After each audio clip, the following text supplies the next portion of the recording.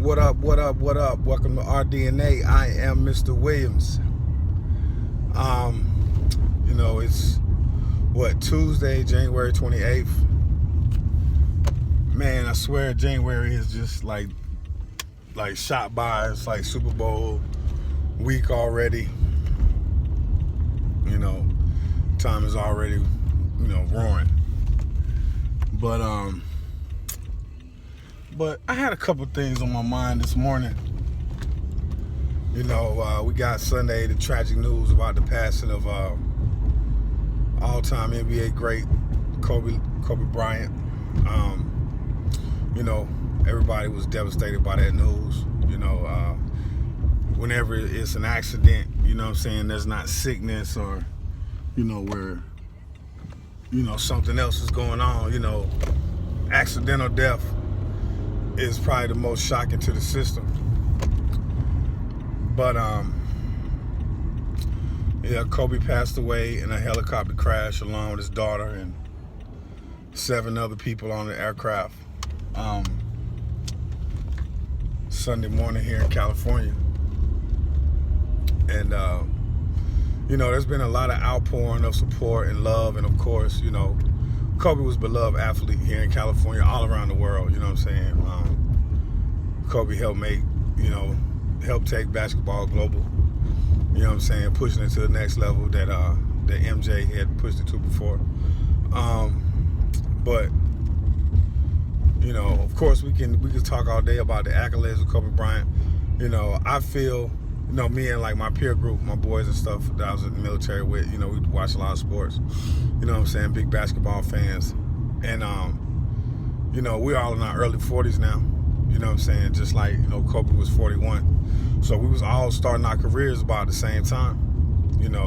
Kobe was going to the NBA, as a right out of high school. And my friends and I, were going right into the military right out of high school. Granted, different jobs, definitely different pay. But that's a life path nonetheless, our generation. So for a part of that, I guess, is you feel like we were doing it together. We were living our lives, We got to watch Kobe's whole basketball career. We had, me and my buddies and I, we had our whole military careers. We watched each other grow up. We watched Kobe grow up on the basketball court. Man, father, trials, tribulations, being a human being. And the difference is, we did all of our stuff anonymously. Like, we as a peer group, we know that it happened. We were there together. But, where it differs from somebody like Kobe is that for 20 years, we watched. The ups and downs, highs and lows, scrutinized. That was the difference.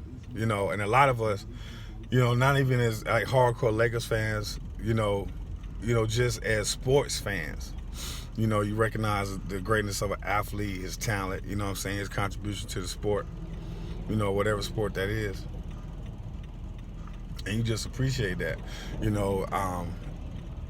and in the sports way of it, I feel for his fans. As a fan of Kobe Bryant, a very big fan of Kobe Bryant, to me, Kobe was the next best thing to Michael Jordan. I grew up a Jordan fan, so when Kobe came to the league, I could still see Michael Jordan.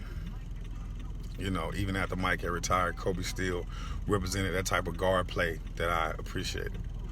And then just growing up in the Jordan era as a kid, I'm a couple years older than Kobe, but growing up in the Jordan era as a kid, you on the playground, you playing basketball, and there's so many kids, especially from my perspective, that was so much better at basketball than I was. I wasn't always the most coordinated, couldn't dribble, but I loved the game. And but I see all these kids out there who could play well. They could dribble with both hands, dribble between the legs. Maybe we weren't quite tall enough to dunk yet, but they had all the prerequisite skills, right?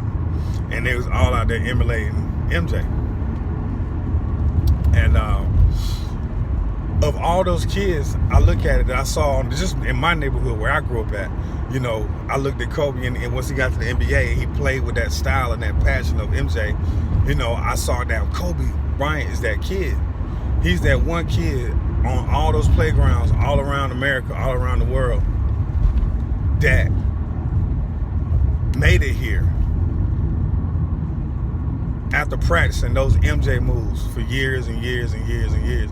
And I don't know, it may sound corny, but that's just the way I saw it. And it's sad that we're not going to see Kobe, you know what I'm saying, being inducted to the Basketball Hall of Fame. I would love to see Kobe give his speech, and maybe we could have got his Jordan cry meme. It's a loss.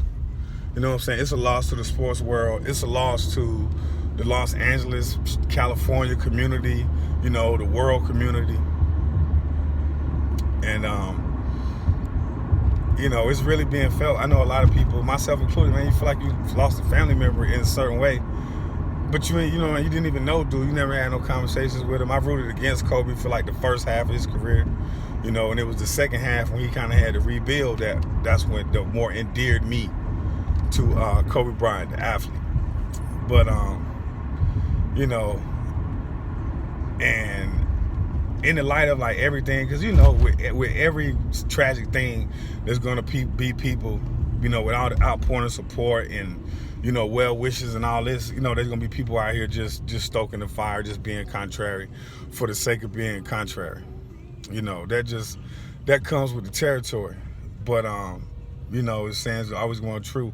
For every ounce of your happiness that you have, there's gonna be somebody out there, that's gonna rejoice in your pain. And it sucks that those people exist, but they do. And I think this time all we can do is ignore that negativity, because it's gonna happen. It's not gonna change, and that's not saying it's not gonna change. Isn't to say that it shouldn't, but it's not gonna change. All you can do is put forth your positivity. You know what I'm saying? Keep the deceased in your prayers. You know what I'm saying? Keep the deceased in your heart. Keep it living in your prayers, and just push on. Rest in peace to Mamba and Gigi. You know what I'm saying? I hope his family can find some peace in this tough times. It's our DNA. I'm Mr. Williams. I'm out.